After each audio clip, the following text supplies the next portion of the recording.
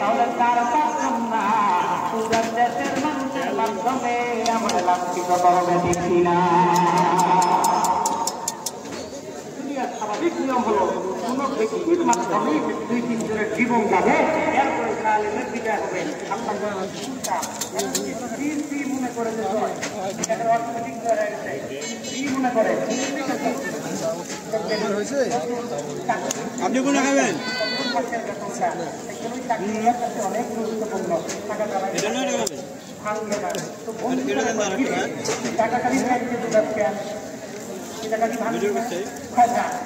থাকলেই ভালো লাগে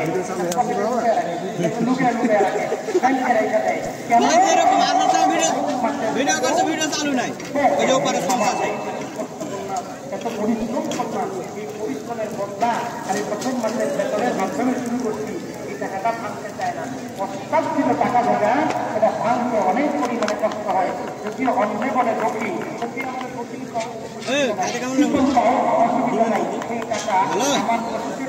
ভালো হলে খাও না স্বাভাবিক দেখবেন পায়ে পাড়া দেয়, এরপরে কোনটা খাবে